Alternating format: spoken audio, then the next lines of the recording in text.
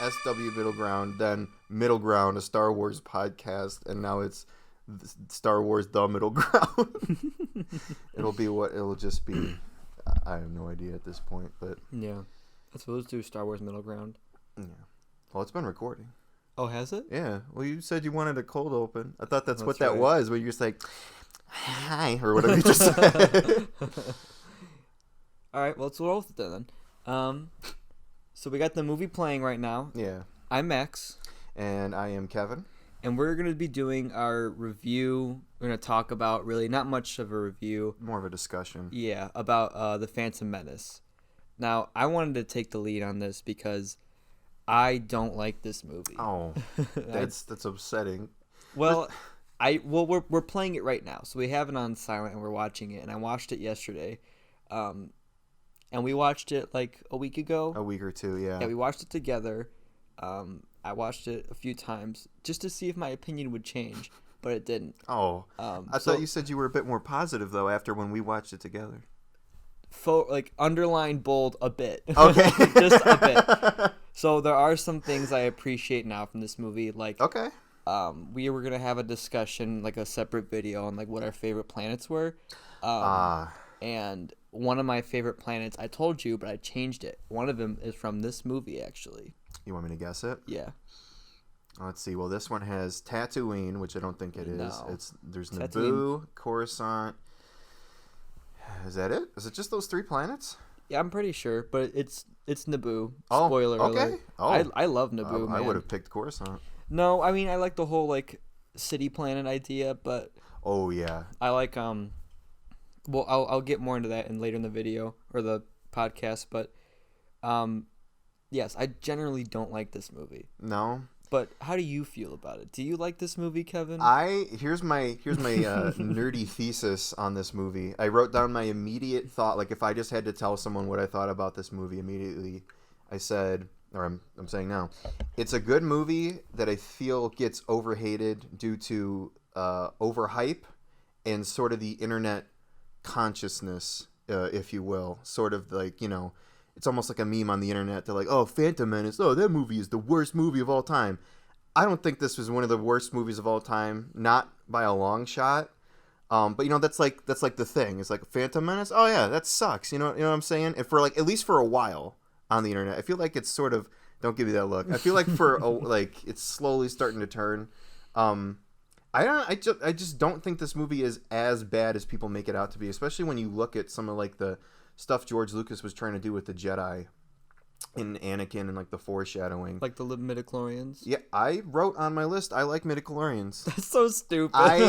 It's a bit stupid, but I don't mind it. I feel like people are misunderstanding it a bit. I also feel like the bad things in this movie definitely stand out more so than the good because, you know, Jar Jar Binks is flying in your face, and you're sort of like, oh, so it's a bad representation of the movie, basically. That's one of my biggest problems with this movie. Jar Jar? Is Jar Jar Binks. Okay. I know it's kind of like a meme to like either love Jar Jar Binks or hate him, but when I watched this movie, specifically his first scene, let's take it back a little bit. Okay.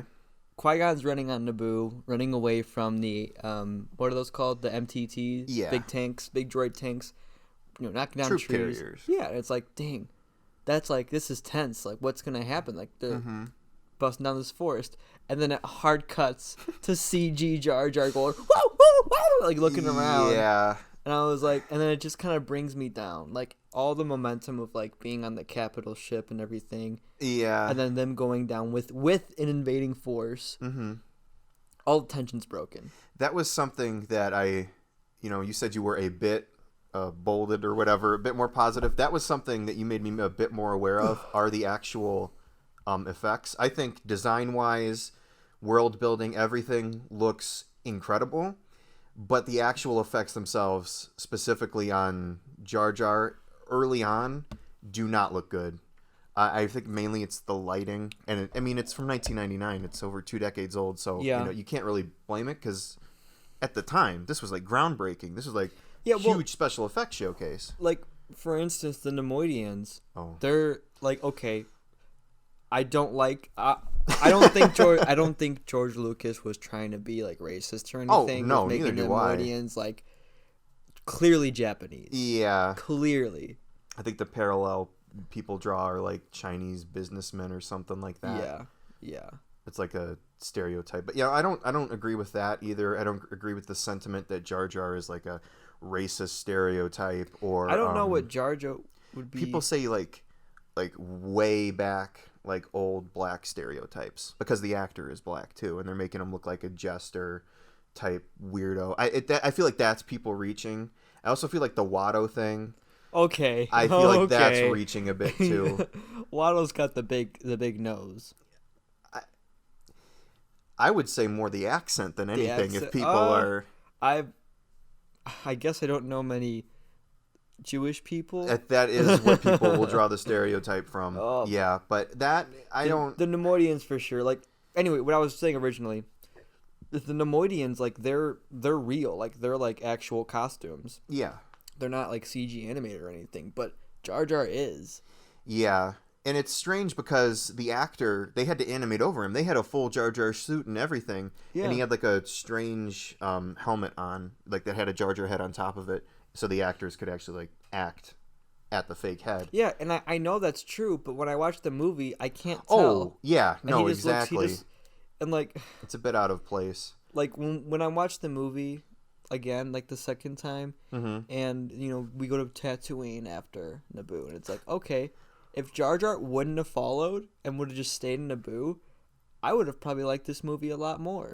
It's a bit strange, and there's no explanation in the movie why Jar Jar goes. Like, I get Jar Jar is, like, comic relief. Right. But this goes back to a thing we disagree on that I think this is a kid Star Wars movie. The Star Wars movie is for kids. I think the original trilogy was just like a sci-fi movie. Yeah. Not really like, oh, it's for kids. It's not for kids. Then like this movie came up, and I feel like the whole use of comic relief and the fart jokes and all that, and the poop jokes, and I don't think that makes it a kids movie as a whole, though. No, but it's definitely geared more towards kids. I'll say Jar Jar and Anakin are. I don't think any of the political scenes or any of the political discourse or any of the Jedi philosophy is, but I definitely think Anakin, being as young as he is, part of that is so younger kids can be like, oh, I want to be like Anakin. Well, I think that's just it, is like the movie doesn't know which one to choose. They cut between the boring political shit that I didn't care about as a kid that I think is cool now and the stupid, dumb Jar Jar stuff. It's a bit jarring. Ironically, at points, but Jar Jar. Yeah, I've never minded Jar Jar. Honestly, even as a kid, I never necessarily found him funny or annoying. He was just sort of there. And then, you know, when I became, as I will say many times, the angsty teenager, and I hated the prequels, I was like, oh, Jar Jar is the worst character ever conceived for a movie. It's like, no, he works for kids. I've seen kids laugh at Jar Jar. I have nieces and nephews, and we watched the movie when I was like younger, and they were laughing at Jar Jar at the end when he was running away from all the boomers, like the giant blue balls that go running down. They were laughing, and when I saw the re-release in 3D, there was a kid in the theater laughing at Jar Jar. Oh, he's the only one laughing at Jar Jar, but I mean he works for what he's intended. But I agree, he is definitely out of place. We're watching the scene right now. He definitely looks a bit strange. But I'll say this, and this goes for the Gungans as a whole, because I know people don't like the Gungans, either, along with Jar Jar. But I feel that I don't mind them. I don't mind them either, because they actually have plot relevance, unlike porgs or something. Yeah, like I that's why I like Naboo, is like there's the whole like the entire middle of the planet is made out of water. Yeah, and like there's the underwater people, the hidden Gungans, and the Naboo city, the Theed city. Yeah. And like they have like a whole like political system with each other. Yeah. And it's like they don't like each other. One can't exist without the other. Don't they say that in this? Yeah, they're symbiotic. I think Obi-Wan says what happens to one of you will happen to the other. Yeah. Which is cool. Like two different, because like how did that happen? Like that's a cool thing. Like why are there two different races that are like humanoid-ish living together. Like, was one were the humans always here with the Gungans? Oh, I hadn't thought about that. Yeah, who were the natives? I'm assuming the Gungans are the natives. Yeah, because but they have the whole underwater society. Maybe they were driven underwater. You don't know because they are partially aquatic. And that's cool. Yeah. But you know what they don't explore? Any of that stuff. Well, I mean, you could at least aesthetically wise, you can make some assumptions. Which is why I like Naboo. Like, yeah, like probably one of my favorite scenes in this movie. Probably my favorite couple of scenes from this movie is when they're going from the underwater city to Theed Palace through like in the submarine thing. Oh yeah, with the giant fish. Oh, definitely. That's just so cool. That's like the coolest. Roger. Added to this movie. It's cool, but I feel like you could cut that out and it wouldn't make a difference. Exactly. Exactly. The rest of the movie just is so nonsensical. I don't know about that. I'd say it makes sense. Again, maybe you're talking about the tone of it. Because it does get super serious, and then you got Jar Jar saying, "You said people gonna die," or something like that. It's like, oh my god. But two things. One, I remember. I used to think that was hilarious. Oh, Jar Jar jumping in the water. Yeah. So even you laughed at it. As a kid. And yes, as a child, he works for kids. He works for kids. Hence, why this movie was like half geared towards kids and half he went a geared bit too towards hard Star on Wars that. fans. But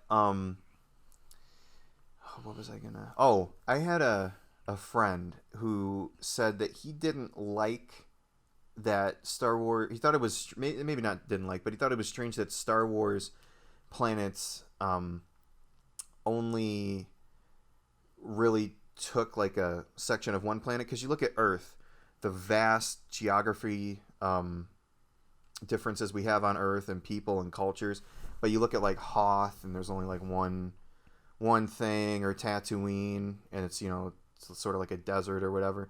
But just thinking about this now, Naboo, I mean, you got like the forest area, you got the swamp, the underwater, you got the more colonized Theed area, and that has its own history and art, and it's like that's pretty cool. But going back to what I was saying about Jar Jar, I feel like he and the Gungans wouldn't get as bad of a rap if they talked normal. This Hisa, Wisa, Misa type crap just really... It's just stupid. I mean, I think this movie's good. I'll defend this movie, but I think that is just stupid. Saying that he's in... What would be the problem with saying, Jar Jar, you're in big trouble this time? It's got to say, Yusa in big doo-doo this time. Like, really? Big doo-doo. Yeah, like, I don't know. Maybe he was trying to make it more different, Culture in Star Wars we haven't seen. Maybe they would have their own type of dialect, but... That is an insult to culture. That is an insult to culture. No, it's a weird space culture. I don't know. Oh, there's a culture that talks primarily with their buttholes. It's like come on. He didn't go that far. Like even what's his name? What's that guy? King Katunko? That guy? Or in Clone Wars? No, that guy. That's Boss Nass. Boss Nass. King Katunko's from something. Yeah, Clone Wars. He's the Toydarian king. Yeah, that's right. Boss Nass, though, like... He's something. Is he a Gungan? He's like a big old fat Gungan. Under his hat, you can see like the little flaps are like coming out, like the Jar Jar ears. He almost looks like a bullfrog. I kind of like how the Gungans almost look like ducks with like their bills. They look like aquatic creatures. Yeah, they do, which is really cool. Yeah. Could you, just on a side note, can you imagine Boss Nass trying to swim? that would be something. The opening scene where they're swimming into Naboo, where it like pans in on them like doing the breaststroke. You see Boss Nass's gooch as he's swimming through, because he's wearing a dress thing, Yeah. I bet he doesn't wear underwear. Getting back more to the aesthetics, that's something I really love about all the prequel movies. I don't know if I think I maybe prefer the aesthetics or like the design work and the set design in Revenge of the Sith, maybe just because there's so much more of it. But here, it's really good. It's really fleshed out. Part of the reason Coruscant is my favorite planet, which again we neglected to say in our previous episode, but I love it. The whole city's a planet, and in each prequel movie you get to see a different aspect. Like here, it's more like the bright and sunny, happy, and you can see it at night and like evening and stuff with all the cars, the city life. You could tell it's like a living, breathing world, which is what people really liked about the original Star Wars. And Tatooine, everything's sort of like grimy and everything. And in like an Attack of the Clones, you get like the nightlife and everything in like the seedy underbelly a little bit. You get that weird type of nightclub, and in Revenge of the Sith, you kind of see more the higher end and like the upper atmosphere. I just think even Naboo and Tatooine, like one of my problems with the Mandalorian, the Tatooine episode is like, where does he go? Oh, he goes to Mos Eisley. Oh, he goes to Docking Bay 94. Oh, he sees Tusken Raiders.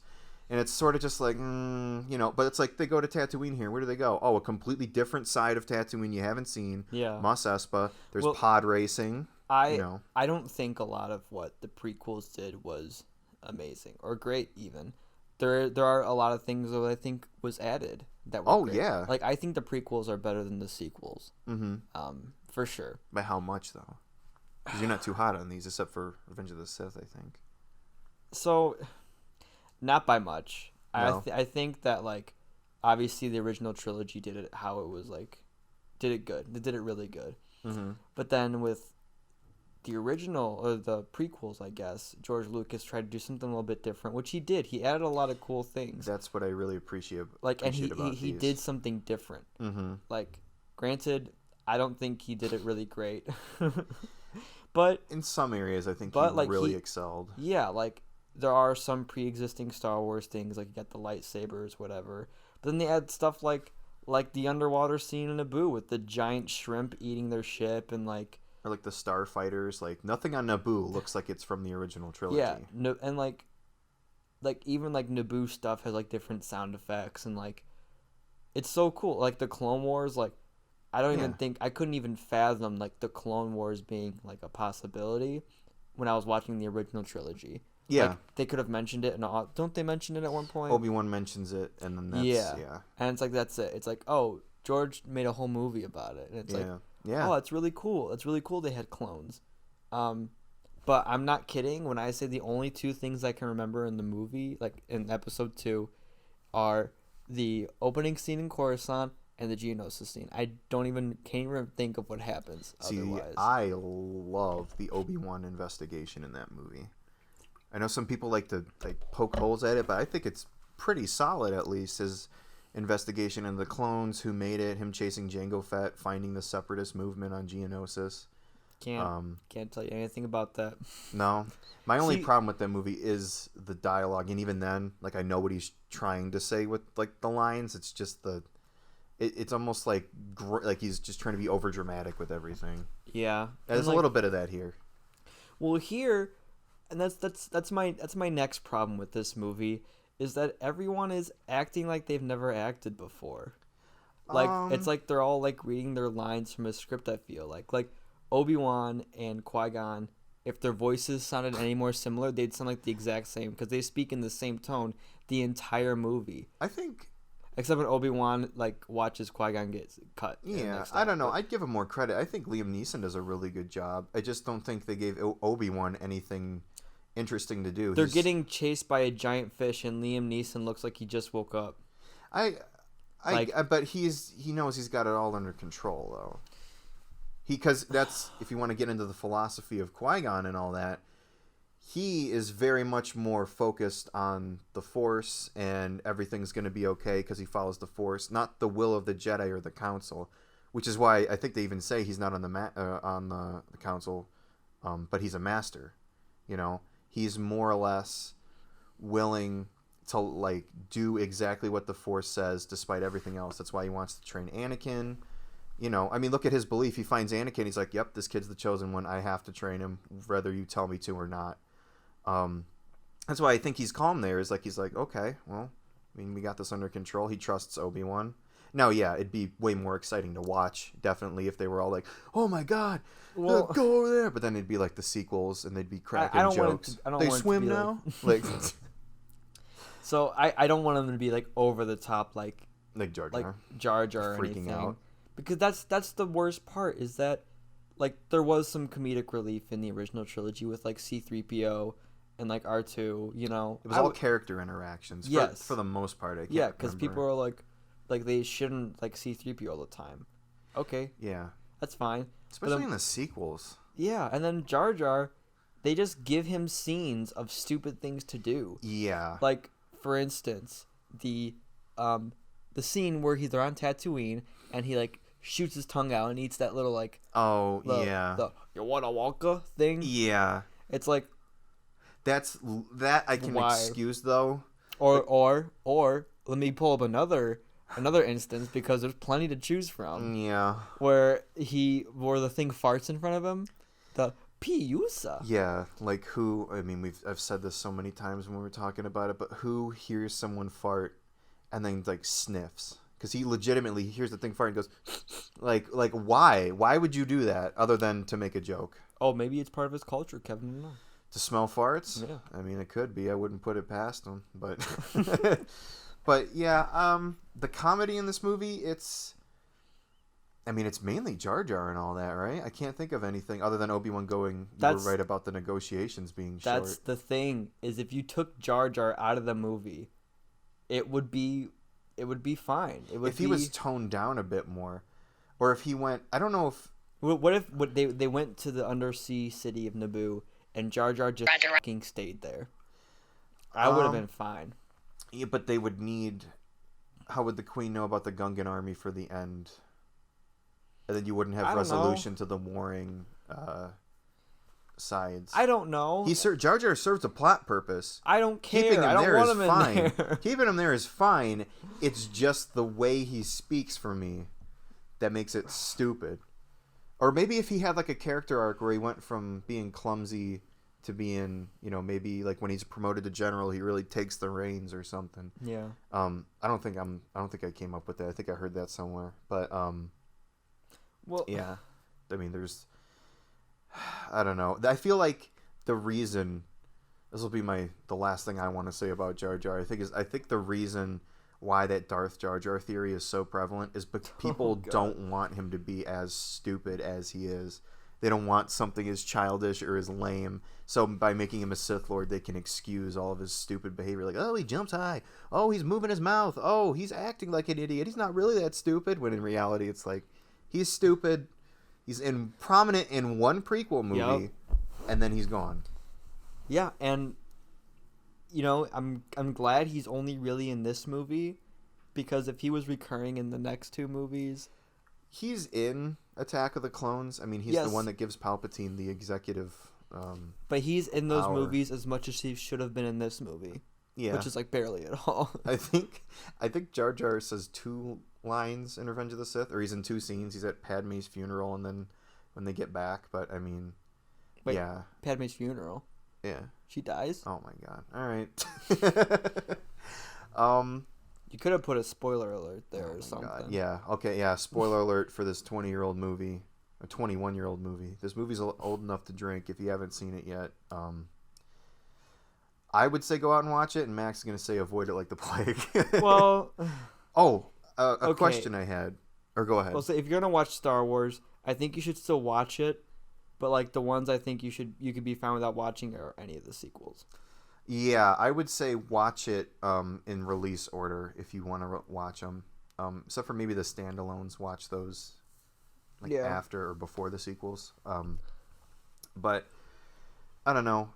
My question to you is: has this film changed on your ranking, or is it still where it is? Has it gone up or down? It's gone up a little bit. Like, I'll say one spot. It's gone up one spot. Okay. Only because, like I was saying earlier, I like a lot of the things that added. I really like Naboo, all of like the Naboo starfighter and like how it's all like reflecting and stuff. Mainly visuals. Like the main story, I think it's like there was a scene earlier where they had they freed all of like Padme and all of them from the separatists like being hostages. And then it hard cuts to them in the hangar, and they're escaping. And it's like, it's like was there supposed to be a scene in between that, like a transition or something? But it just hard cuts, and they're in the palace, like in the hangar now. Yeah, I never actually thought about that. But all of those things, like there's a lot of things I don't like about the movie, the story. I'm just kind of like, honestly, I can't even think of what the story like. It's just about Naboo. It's about a crisis on Naboo in order to get Palpatine in the Chancellor's seat. It evolves into more, like, as the story progresses through the movies. But in this movie alone, the story is so boring. Yeah, that like I could care less about them going to Tatooine to have to refuel their hyperdrive or fix it or whatever. Yeah. It's like, oh, they got hit by a stray laser. Now this whole sequence of events is happening, and it's like, yeah. ugh. I think, but it did add, like, I like some of the Jedi stuff. Yeah. I like the Trade Federation ships. I think they're sick. They're awesome looking. Oh yeah. The droids are awesome. Darth Maul is awesome. Oh. I think in the context of the other 2 prequel movies, this one gets enhanced a bit because you can actually see where the things in this are going. Because, yeah, if you isolate this movie, it's sort of like, what's the point of this? This is stupid.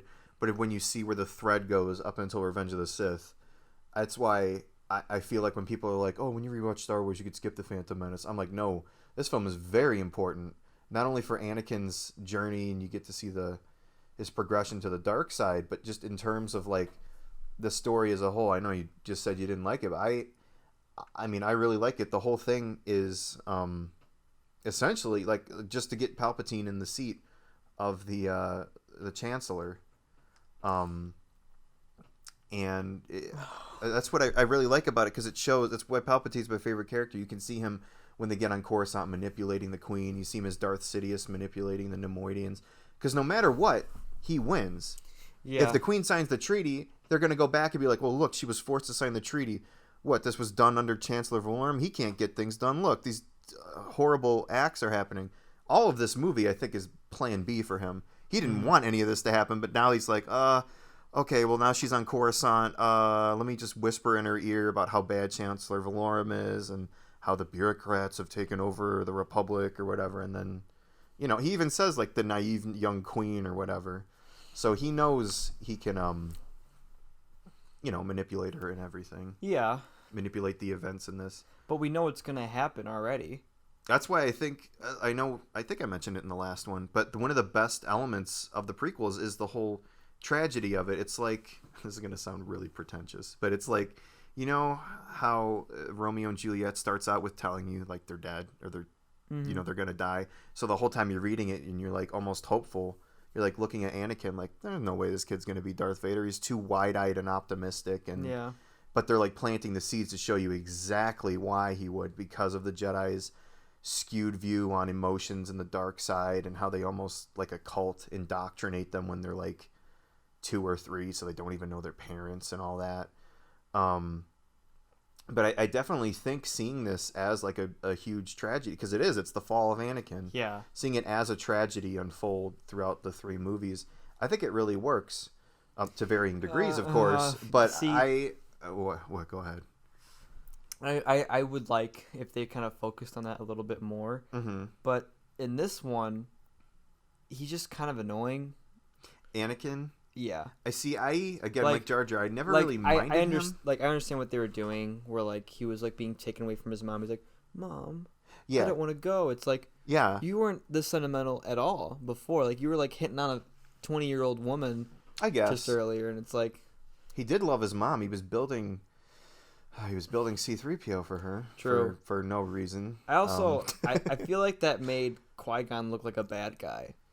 Like, I really feel like he was a bad guy in this scene. In a bit, well, that's what I like about the prequels, is it, you know, if you're watching them, if you watch the original trilogy first, and then you go to this one, it's sort of like you're thinking, oh, maybe all the Jedis are like Obi-Wan and Yoda, very stoic and wise, and they're all good. No, the Jedi in the prequels are kind of dicks.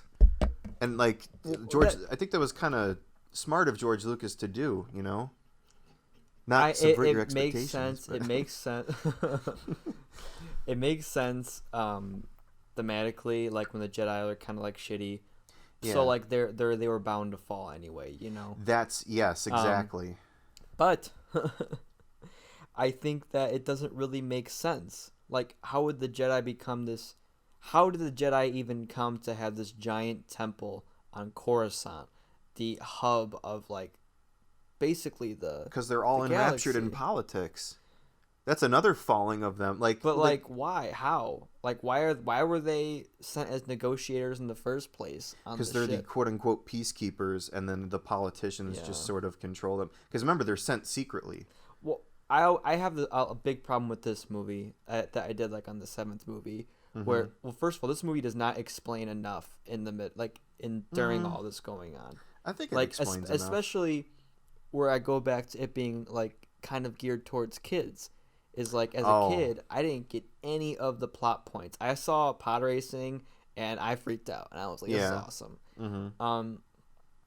But it's the same thing with episode 7, where I feel like there's a whole like story before this that I missed. Like, I get you can't start at the very beginning of like the Jedi being formed, but like, how did the Jedi come to even be involved in the politics stuff? 'Cause that feels like feels like very against what Jedi would do. Again, I feel like, you know, when Luke in The Last Jedi is like, at the height of their power, Jedi allowed Darth Sidious to rise and take over or whatever. I'm like, okay, that's half true, but that's not the Jedi at the height of their power. It's the Jedi on their way out. I mean, as you will see. Yeah. But this is like the Jedi at their most like corrupt and like crappy. And yeah, I guess, I don't know. I guess I just never really needed an explanation for why they're enraptured. I guess because it always just that's what it was. Yeah, and like that's the thing too, is like we know where the story's heading to. So like we don't really need to know, I guess, the stuff beforehand. But it'd be nice. Yeah, it'd be nice. Like, and that's just a problem I think with the brand Star Wars now, is like they're giving us stories like Rogue One where it's like, who cares? Like, unnecessary. Yeah, like go back like 50 years before episode 1 or something. Like, that'd be cool. They're kind of doing that with the High Republic, but I think they're already setting it up to where it is like the way it is in the prequels, where they're already on Coruscant and all that. I don't know. This movie had a lot of really cool things going for it. I just think that there's a lot of just shit like mashed in there, like Jar Jar, who needs them? Anakin and Padme like hitting on each other. Why is that even in there? Like, I get like it's like they're foreshadowing a bunch of stuff. Hitting on each other. He's just acting like himself. Dude, he's not trying to like swoon her. He's like, are you an angel? He genuinely is asking. You cannot look at that last scene from the movie where Boss Nass is holding up the big orb, the ball of peace, the ball of penis, and Anakin looks over at Padme and gives her the, he's giving her like a smirk, like he's happy because he likes her. He's like 6 years old. He's 9. Okay. It's not. There's nothing romantic about it yet. I think it's just established that they know each other, and he calls her beautiful like an angel. Right. He's 9 years old and he's got a little crush. No, I don't think the way he's acting to her is weird. I think the way she's responding to him is weird. I get, because she like, never seems like she likes him though. Like, you guys can't see it, but she just left what is his name, Watto's shop for the first time, and Jar Jar's funny. And like she gave him a look that was like, if I saw that look like in public, I'd be like, oh, okay. I see. That's not what I'm getting from it, like, at all. I think people share that sentiment with me, with the creepy. Some people take it way too far and say Padme's like a pedophile or something like that. I'm like, I don't get that at all. I think George just like, set it up that they like each other. Padme's got other stuff to worry about right now. There's a little 9-year-old kid. Like, come on, her whole planet's falling apart. Like, come on. And she's like, "I'll see you around, Sky Guy." And it's God, no. Oh my God. Getting back to the Jedi though, and like the way they are, they're not acting like peace. I mean, look at them. They take kids when they're too young to know their parents, so that way they won't have any emotional connection to them. Yeah. They don't let their kids see their parents or have communication afterward. In fact, there's a Audible like radio drama / like book. It's like almost like a screenplay type deal about Dooku and his time in the Jedi and why he fell to the dark side.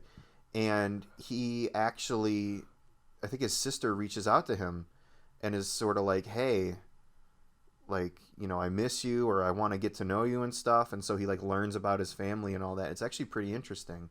Yeah. Because I think they have like a trip to Sereno when he's like a Padawan, and like he sees his sister or something like that. And then, I don't know, it's pretty interesting, but it just shows you like listen to Yoda talk about like fear leads to anger, anger leads to hate. It's like, you cannot have emotion. you cannot love or whatever. And Obi-Wan has the right idea, like, because the Jedi in like a half sort of way are right. It's like, if you do grow attachments and you do love someone, you're going to be afraid to lose that. Yeah. And they're teaching them like, okay, well, you can't have any attachments because it's going to lead to that. It should be, you need to learn to cope with it, which is what Anakin never was able to do. Yeah, because of Padme and his mom. Which was, I think, great, where they took Anakin, like, where he was 9 years old, where he knew his mom, and, like, the Jedi probably could have taken her, too. They could have helped. They could have, like, made her, like, a librarian. There was a 10-year gap where they could have done anything, but they don't have jurisdiction out here, so they just didn't do anything. Again, with the politics. Yeah, which that's I think, something that was handled and explained great in Clone Wars, which it could have been like I wasn't paying attention to these movies as a kid to the politics stuff, and then once I was watching Clone Wars, I was like, oh, this is really cool. Like, I love the Padme stuff in Clone Wars. Yeah, no, it's all interesting I think stuff. It's really cool. Yeah, but maybe show more of the Senate in this movie. Like, maybe show them falling apart. Maybe show them like all actually like slowly turning on Chancellor Valorum. Have Palpatine go around to other like chancellors and be like, so this Valorum guy, right? And then be like, yeah, you got a good point. You should be Chancellor. And he goes, oh no. Yeah. It's like, that would have been. I think he even says something like that. Yeah. He's like, oh wow. Or I think he says he's like, I mean, he's like, I'm not sure if I'm fit for it, but I will do my best. Yeah, like, oh, you slimy little. But I still think like this movie, to me, like, I don't hate it. I don't want to say like I have like hate for this movie. I'm just like, there's so much potential there of things they could have done. Like, a lot of cool things they did do. Like, for instance, C-3PO being made. Like, I don't think it's cool for Anakin to be able to build a protocol droid from nothing. Yeah, well, okay. But I think, where'd C-3PO come from? Okay, they didn't give us a movie about it. They just gave him like 2 scenes. Perfect. Yeah. Oh God, the C-3PO spinoff. You see, there's 2 things. One, I don't know if it was mentioned in the novelization. By the way, the novelization for this movie is pretty like substandard compared to the other ones, especially like Attack of the Clones and Revenge of the Sith, and even the sequel ones. It's just sort of like, you want the movie in a book form? Well, here you go. Don't really. They add some stuff, like they talk about Darth Bane, which at the time was like, pretty cool because he was the guy who invented Rule 2 and everything. Oh yeah. But C-3PO, I don't know if it's in the movie or the book, but Anakin repaired him. He didn't build him from scratch. And I don't know if Anakin says, I'm building a protocol droid or repairing one. I think he might have said he's building one. That's what I always thought, he was just building C-3PO. But then the other thing, one of the things from the Plinkett reviews that I will say definitely holds up is, why is he building a protocol droid to help his mom? I don't know if we're never told what Shmi does. Like, does she need a protocol? Like, does Watto send her out to like do negotiations and? Yeah, like Anakin is the one working in the shop. Yeah, he's the real slave. Right. Yeah. So it's like, I don't know. Well, that's the thing, is that there's so much potential here. Like, if they made a spin-off series between episode 1 and episode 2, or before episode 1 and after episode 1, like, they could explain like why Naboo is like so fractured between the Gungans and the Naboo people. You know what's weird? There is a book. I think I mentioned it on the last one, the Queen's Peril book. It takes place before and then it overlaps with this movie. I don't think they mention the Gungans at all. Not that I can remember. It's all about the Queen and her handmaidens, but anyway. I'd also want to talk about the music. I think this has the second best soundtrack out of any of the movies. I will say, I'm a very big fan of orchestra like music. Orchestral. Oh, same. That's all I listen to. And episode 1 has some of the best. Oh yeah, this is the stuff they use for the audiobooks. Yeah, like you could say like obviously Duel of the Fates is great. Oh, it's amazing. It's an amazing like battle like soundtrack. I almost want to say it's the best song in Star Wars, but it's close.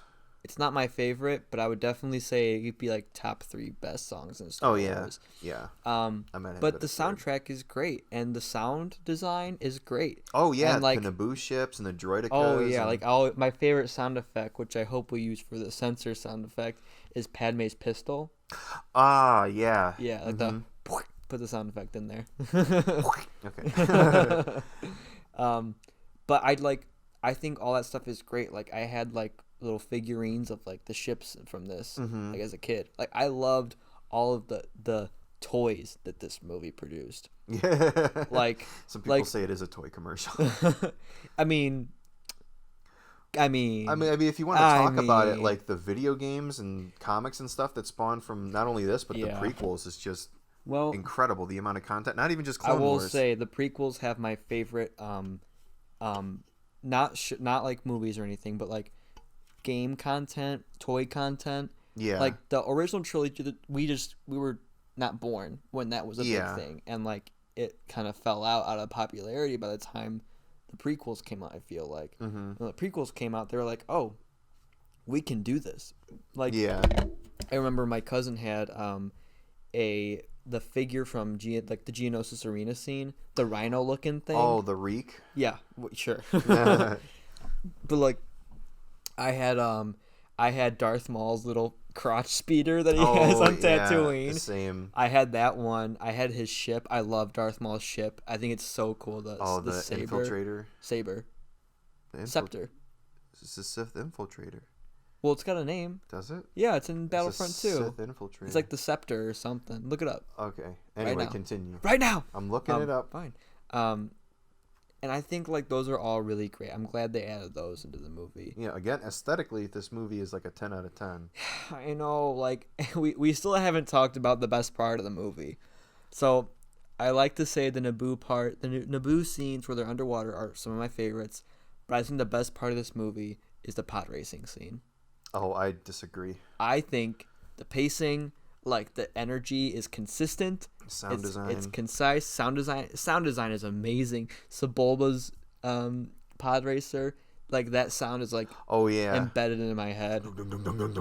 Yeah, it's got like a really nice heavy weight to it. Oh yeah, and it's like the action like just kind of keeps going. They don't cut to like Naboo in the middle of the race and go, "Oh God, Princess Padme." Yeah, it's like there's no jokes. It's like they start the race and then they end the race. It makes no sense. In like, okay, there are bets placed on it, but it's like, why even show this long ass race? Oh wait, there are jokes. Never mind. Yeah, I'm sorry.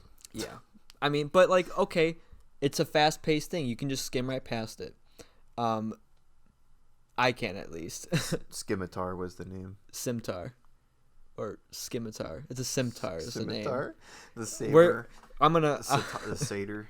I'm going to argue with someone about that. Anyway, I think the pod racing scene is the best. It has almost... I don't understand why it's so long and they focus on it so much. It was longer. I know. Because the stakes are just, can we take Anakin with us or not? Stakes are pretty high because he's never finished a race yet, and they're betting everything that they have on him winning the race. If they fail, not only is he going to still be a slave, they're going to be stuck there for whoever knows how long, and the people in Naboo are going to die. Yeah. And I'd say the stakes are pretty high for a 9-year-old winning a race that he's never won before. But for that to be like the focal point of the movie...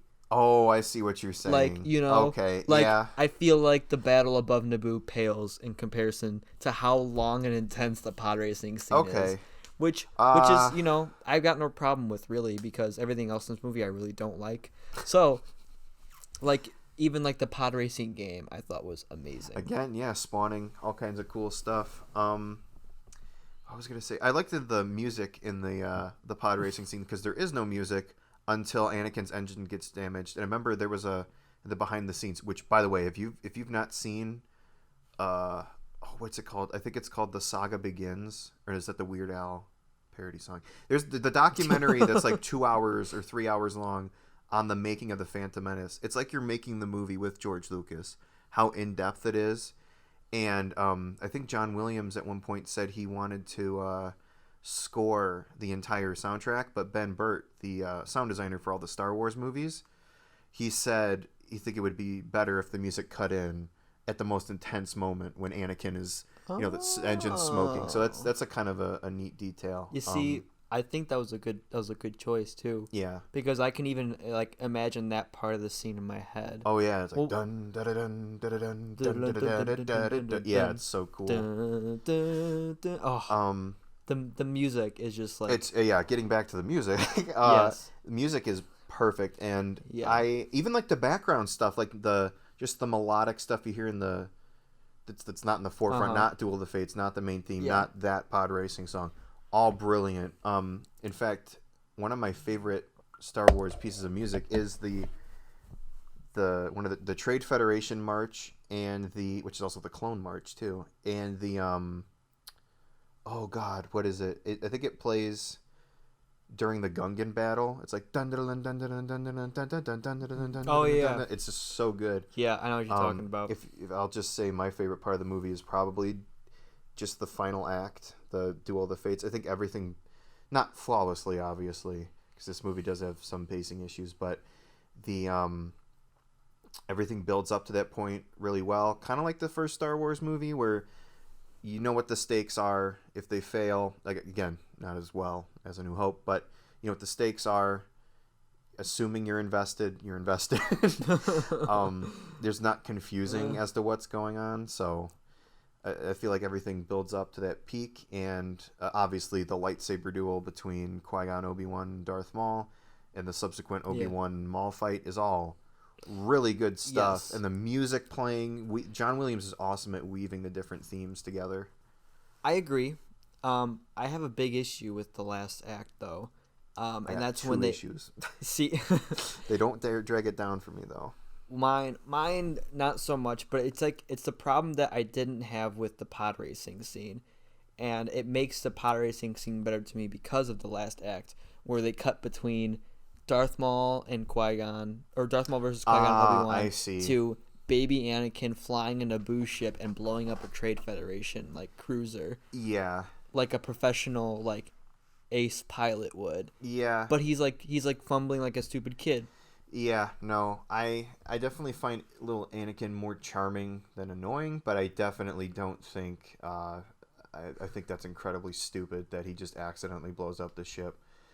Like a kid who's never flown a starfighter before blows up a Trade Federation dreadnought ship. I guess that's supposed to give the whole That's some pilot credence to the idea that he is the chosen one.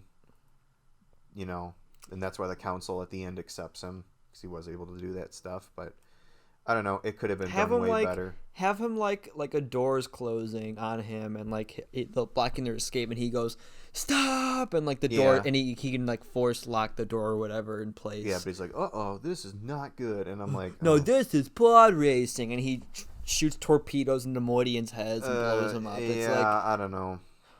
Like he murders a lot of people. Yeah, and they don't even acknowledge it. His kill count by the end of episode 6 is crazy if you really think about it. Like not only his time as Anakin, but Vader as well. Especially if you count droids. Do you count Anakin and Vader as the same person? Yeah, because I would. They always refer. I mean, they always refer to him as like two different people. But like, that's like an issue I have with Star Wars. Like, when they like go to the dark side, are they like in an alternate like persona? Or I think they're trying to push down, because I don't believe Anakin Skywalker's ever truly gone, especially with all the new canon stuff with him weeping over Padme and all this kind of stuff, and him dealing with the ghosts of his past. Palpatine won't let him forget who Anakin Skywalker is. It's like a form of torture almost. Yeah. It's actually kind of sad, but no, like you see, because with the Sith Lords, I believe Dooku at least thinks he's the same person he was, just found a different path. I can see Anakin just being pissed. Like, yeah.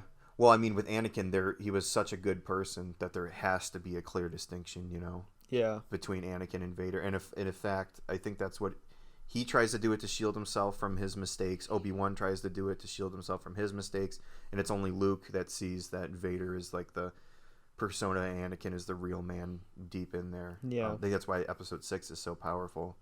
It's because he's telling him that persona really isn't I know who he is. But with Maul, I think it's sad because there is no distinction. He has always been angry and evil. Yeah. It's like we didn't know, like, we still really don't know, even like from watching like Clone Wars and Rebels. Like, but let's talk about Maul now. All right, so to me, this movie is like Darth Maul's movie because I love Darth Maul. I really think like how a lot of characters are given like a backstory that's like, oh, okay, that kind of explains how they are the way they are. Darth Maul, he ain't get none of that. Like in this, so first time I saw him was in this movie, and I thought he looks awesome. He's got double bladed lightsaber. I love him. That's all he was. Yeah. Yeah, and like, you know, you would think as time went on, like when they reintroduced him into Clone Wars, like as like the tormented like former Sith. Yeah. Because like he even denounces like the Sith. Like he's like, I'm no longer Darth Maul. I am just Maul. Yeah. Towards the I think in Rebels. Yeah. Well, I think it's insinuated he like denounced it way before that moment in Rebels, but maybe because there's something Sidious says about the rule of two, and I don't know if he's talking specifically that Maul's claiming to be like the new Sith because he's got his own apprentice, or if he's talking about just dark side users. Because that was after Ventress got axed. True. Well, regardless, where I was going with that was like Darth Maul never really is given a backstory. Like, you know, like he was talking about in this specifically. There is a backstory comic. But like if you just watch the TV shows and watch the movies, which is I think what most people would say they do. Most people would just watch the movies. Most would watch the movies. I've only watched the movies and watched the TV shows. I haven't read any yet. Yes, not yet. I'm planning on reading some of the books. Excuse me. The ones we plan on talking about at least. Yeah. All of them. I'm just kidding. I don't want to talk about all of them. Let's say there's definitely some I probably would get so bored with, but I can think of one in particular. Anyway. Yeah, but I know there's like a Darth Maul origin story thing, like a comic. I'm pretty sure, right? There's a prequel. There's a 5-issue comic book that's like before the Phantom Menace, but that's not like backstory. They actually would have gone into this in the Clone Wars. There's a Son of Dathomir comic that's just like an unmade Clone Wars arc. Which is vital, but we'll get into that when we talk about Clone Wars. And they give like a brief backstory where Mother Talzin's like, yeah, Darth Sidious ripped you from my arms when you were a baby, and like stole you from me. So she's like, you know, horribly upset, and it's kind of why she's using Maul to get back at him.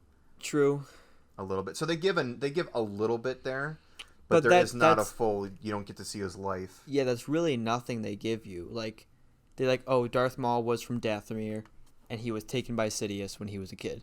Yeah. It's like, that's all we really know, right? Yeah, and you can imagine what life growing up under Darth Sidious would be like. Yeah, like even when he meets Mother Talzin, like when he gets brought back from insanity or whatever, like he doesn't care.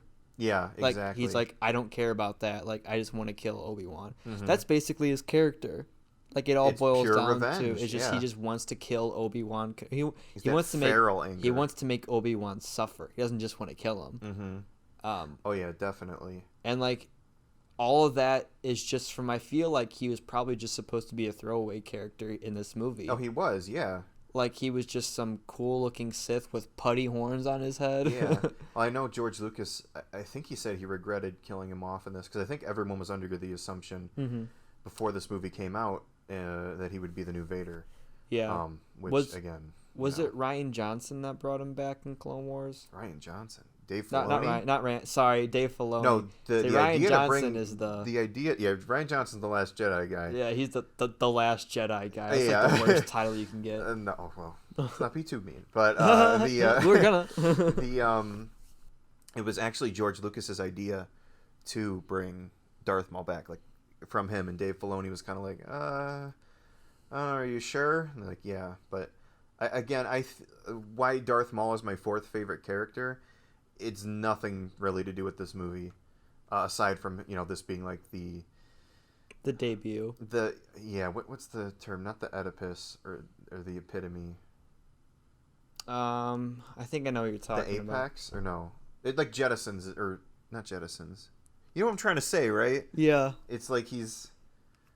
Oh my God, it's gonna bug me. Maybe it'll come back to me, but it's the beginning point of his character, whatever word we would use for that. But I know two people that Darth Maul is their favorite character, and I asked them why. Like, oh, have you seen Clone Wars? Like, no, just because of the Phantom Menace, and they liked him as a kid, and he looked cool. I'm like, okay. I mean, that's your own reason. But there's nothing. Again, he's supposed to be the de facto Sith Lord, and I guess it's supposed to. You could interpret it as representing just how. Again, with the other movies backing this one up, how much the Sith are pretty much disposable in terms of like apprentices. Like, he gets another one. Sidious gets a new apprentice in each movie, pretty much. So, well, yeah, I mean, really just disposable to him, basically. That's another thing is like as I like got more into Star Wars, I learned to appreciate Sidious more. Oh yeah, like Sidious is the ultimate Sith. Yes. Like, he is, like, what all Sith should aspire to be like, ruling over the galaxy. At least for a while, he ruled over the galaxy. And, especially through Darth Maul, you see, like, even as Sidious's apprentice, he was tormented. And, like, especially with Darth Vader. Like, Darth Vader is just, like, oh, it's so bad. Just wait till you get to the comics, dude. If you think it's bad in the movies, oh my God. I remember seeing a comic scene that made me, because I always thought Darth Vader was supposed to be like this one note kind of guy, which is whatever. I'm fine with. I don't dislike Darth Vader. Yeah, I saw this. I can't remember what comic it was from. I only saw like a screenshot, but it was when Boba Fett was like, the pilot that blew up the Death Star was Luke Skywalker, and he was like, Skywalker, huh? Yeah, and then flashes back. Yeah, and it's like. So he's like, you're mad at me, I can feel it. And he's like, no, I'm not. And he's like, yes, you are. He's like, you think he said something like, do you know your place now? It's like, ooh. Because during that whole run, Sidious blamed the Death Star explosion on Vader, so he was trying to, like, replace him and trying to get him to a place where he could, like, redeem himself in terms of being, pure evil. But, man, there is any chance Sidious gets to remind him of his failure as Anakin, he will. And it just... It's sad. Yeah, in terms of Maul, I don't really think that there's much. I do like the foreshadowing here, though, in the movie.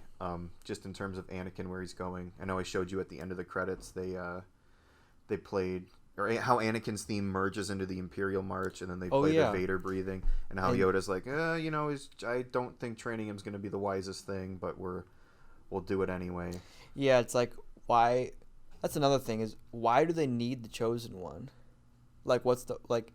Well, that's Qui-Gon again, believing in the Force and prophecy of the Force against the will of the Council. It's like, they're like, you think he's the Chosen One? Like, I don't know. And then Anakin's proven himself. They're like, well, we're still not going to train him. Why? Oh, he's too old. Because he's not, set in our new Jedi ways. Yeah, and that's another thing. I feel like they should have expanded a little bit more on that. Like, Qui-Gon being more of, like, a different kind of Jedi. I think they did pretty well, though. He tried to get the part from Watto by mind tricking him, and then he rigs another bet by moving the dice with that. But at this point, like, do we really know how all the Jedi actually are? Like, just from, like, say we did just watch the original trilogy, then went to this movie. Do we really know how, like, the Jedi Order really is in this moment in the movie? Like, we don't know how, like... the only Jedi we actually have met are Obi-Wan and Qui-Gon. Well, you could still contrast that with Obi-Wan and Yoda from the original trilogy, at least, being all stoic. The only thing you could kind of say is sort of like, iffy is when Obi-Wan mind tricks the Stormtrooper, but they were gonna kill him and stuff. Qui-Gon's doing this not necessarily for self-gain, but it's a bit more selfish. He could easily just find another way to get the part, which he does. You could say that just shows... I mean, I know it's not true, but that could even just be, like, maybe George is trying to show, like, the corruption of the Jedi. Oh, that's what I'm trying to say. Like, okay. Exactly. I thought you meant, like, you're trying to, like, accentuate how Qui-Gon is, like, a different kind of Jedi. Where it's like a bit of both, I suppose, but more or less, Yeah. I'd say Qui-Gon is what an ideal Force wielder should be, not necessarily a Jedi, because that depends on your view of what a Jedi is. Qui-Gon's more like almost like a monk in a way, where he's like Yeah. That's just the way it is. That's the way it is. The Force Basically, he's wills gonna. it. Yeah, it's like Force telling me to do this. Okay. Yeah. Where the other Jedi are like, we follow our ideals like a set of rules. It's like, yeah, the Force isn't about that. And this also enhances one of my favorite Clone Wars arcs. Semi spoiler for it, but the Yoda arc, the end of season 6, it deals with Yoda realizing like the Jedi had a huge hubris during this. I mean, look in the next movie when Dooku straight up tells them there is a Sith Lord in control of the Senate and the courts. And Obi-Wan's like, he relays that information to them. And Yoda, what does he say? He's like, no, his ways are lying and deceit right now. We can't trust that information. And look at the way that they talk about the Sith in this. Darth Maul reappears, Red Blade, attacks Qui-Gon. And what do they say? Oh, the Sith couldn't have reemerged without us knowing. Like, how big of a head do you have to be like, oh, well, we're Jedi. Yeah. They couldn't have come back without us knowing. Again, it shows how ripe they were for takeover.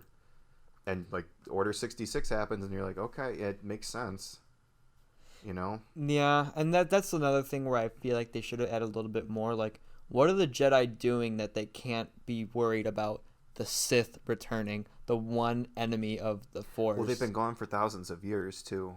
So you have to counter that. Like, what? They're just going to return without us knowing, and then it's like, oh, it was a Sith Lord. Oh, true, but I feel like there's two of them, right? Yeah. If anyone, like Mace Windu could have been like, we'll send every single Jedi we have to go find him and kill him. Well, again, getting wrapped up in the politics, they had to stay there because the new Chancellor was getting announced. They can't go there. Oh, well, the two Jedi that were there, well, you guys can go. Oh, and take that kid because we don't want him. It's like, oh, yeah, nice. I don't know. Yeah, the last thing I really want to touch on is the opening crawl. I don't think it's the worst opening crawl. It might be the most boring though, you know, because there isn't. Yeah. I don't think it's the worst. It does a good enough job of at least setting up the plot or the first act. It might not be the most interesting, but I don't know. Did you have any opinions on the opening crawl? I feel like they could have made it a little more descriptive for being the first movie, the first canonically Star Wars movie. They could have been like, the Jedi after years of peace. I see. Have grown like complacent in the universe. Okay. Or something like that. You don't think they'd be too on the nose though? No, because I don't think people are like getting the deeper themes and meanings that like we are after watching it and observing it many times, that someone watching it for like the second or third time would. You know, they'd be like, oh, it's just like there's the fart thing there. I think the worst opening crawl, either 7 or 8. 7 because I think that does not give enough information, and 8 because it's redundant, because it takes place, it overlaps with the next one, so you don't really need an opening crawl. Mm-hmm. You know? Yeah, and like I'm not gonna be like a stickler for not knowing like the backstory to every character and anything. Yeah. Because like in episode 4, like we have to presume like the Empire, like these movies don't exist, right? Yeah. Like the Empire is like this force, blah blah blah. But everything makes sense like in those movies that like is pre-established already. Yeah. There are things here that happen. It's like, is that okay? Like, can they do that in here? Anything specific you're talking about? I can't think of anything offhand, but like,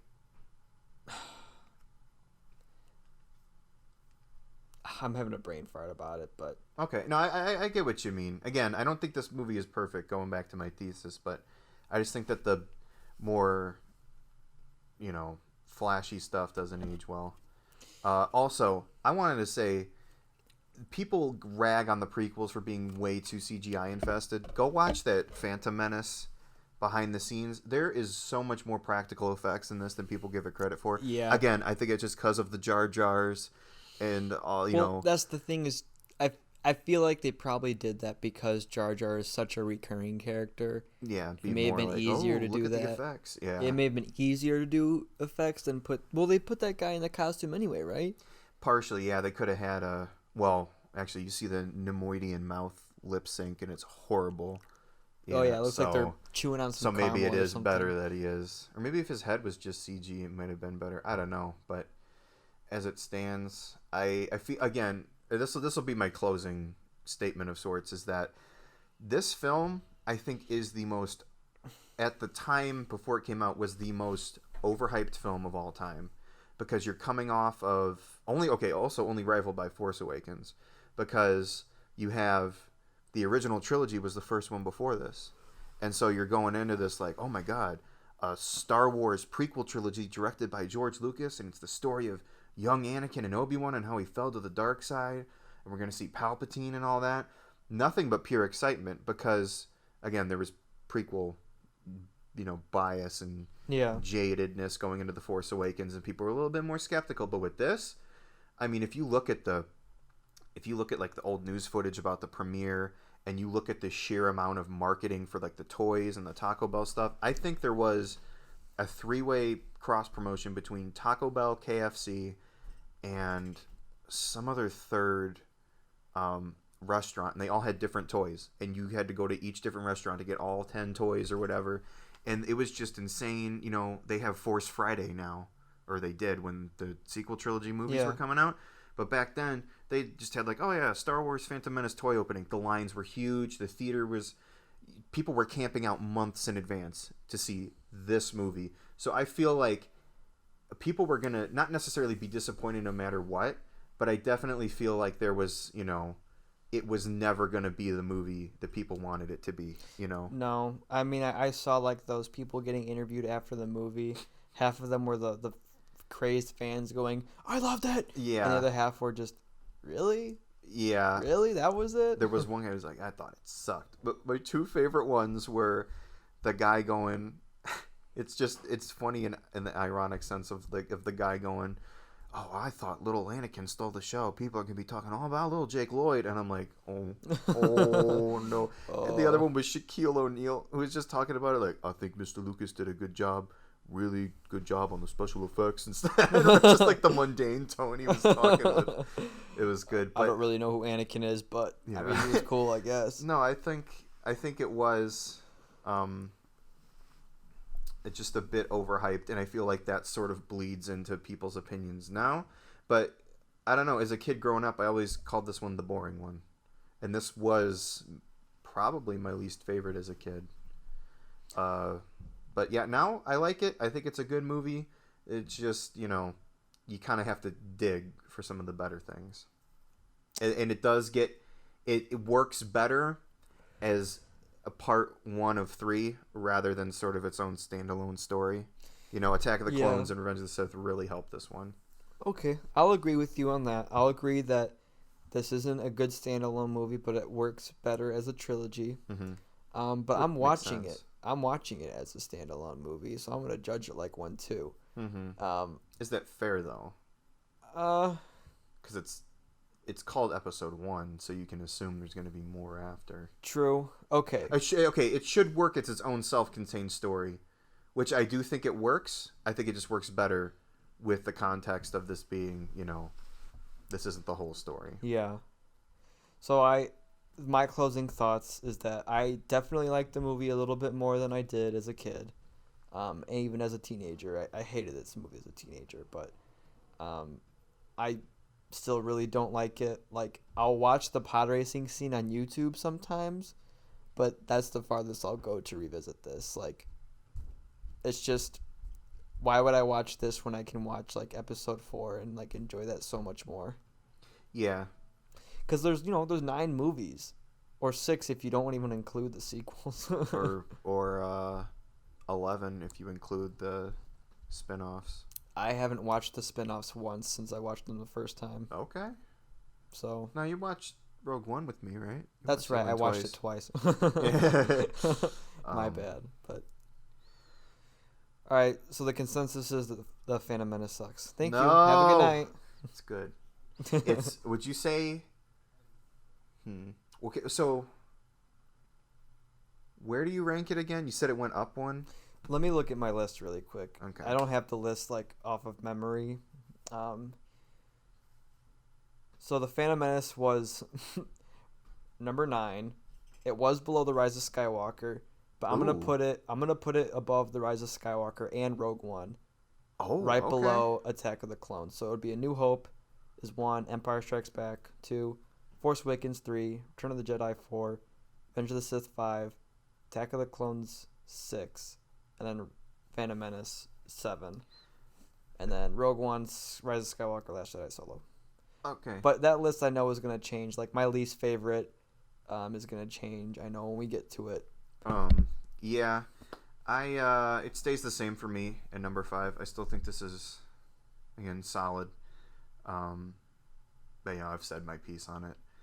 I think that's gonna do it for this episode on the Middle Ground, a Star Wars podcast. You can watch us on You can watch us on Twitch soon. We don't really have a solid streaming schedule, but Kevin will be streaming when he can, since he's got the means to. Mm-hmm. And then we'll be having hopefully longer playthroughs of games soon. Definitely, especially with like the Old Republic and KOTOR. Like, we have to have longer streaming sessions for those. You can't do that in like 30 minutes. Yeah, for sure. And we're also probably soon going to be on iTunes or Apple Podcasts. Once we get that set up, we're obviously listening to this on YouTube right now. We also have an Instagram, which is what this started as. It's SW Middle Ground, or I think I changed it to the Middle Ground. You'll see the logo. It's a nice logo designed by our friend and artist Alex Torres. So thank you, Alex, very much for the new brilliant logo. Let's give him thank you. All right, that's enough clapping. Doesn't do that much. No.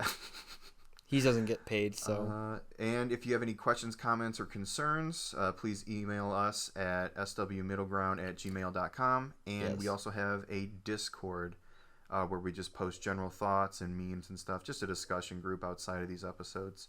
And I believe that will be in the description of this video. Yes, sir. All right. That'll about do it, I think. Yeah, and that'll do us. Oh, wait. Update on that. Hang on. Update on that Thrawn book I was reading, or the audio book. I'm about a third of the way through. It's very boring.